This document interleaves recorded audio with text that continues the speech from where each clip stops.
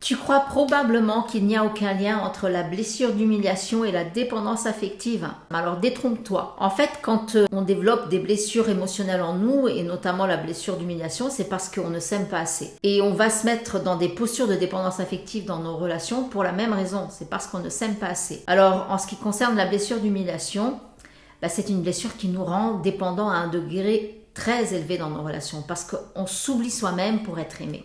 Est-ce que tu sais que la blessure d'humiliation, c'est la seule que tout le monde n'a pas?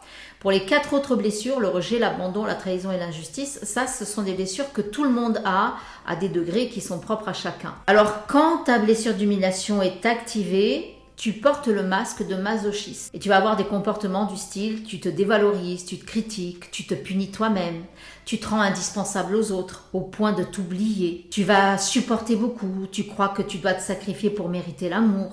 Alors tu te rabaisses, tu t'excuses, surtout quand c'est à l'autre de s'excuser. Et tu portes les autres sur ton dos. Tu donnes tout, tu donnes énormément parce que tu veux faire plaisir, tu veux être utile jusqu'à l'épuisement et même au détriment de tes propres besoins, de tes propres limites. Tout ça pour te faire aimer. Voilà où est ta grande dépendance affective dans cette blessure. Tu as beaucoup de mal à poser tes limites et à dire non. Et tu te fais toujours passer après tout le monde.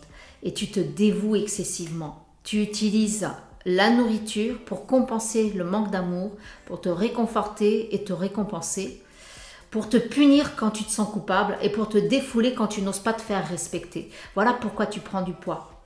Donc tu te sacrifies en t'occupant de tout et de tout le monde, d'une part parce que tu nourris cette croyance que pour mériter l'amour, tu dois te sacrifier, et d'autre part parce que ta plus grande peur, c'est d'être libre. Et c'est à la fois ton plus grand besoin. Tu as peur en fait d'être libre parce que tu ne saurais pas quoi faire de toute cette liberté, parce qu'en fait, tu n'as pas appris à t'occuper de toi. Tu as seulement appris à t'occuper des autres. Pour guérir ta blessure d'humiliation, tu dois t'autoriser à te faire passer en priorité. Et ça, c'est pas de l'égoïsme, c'est de l'amour de soi.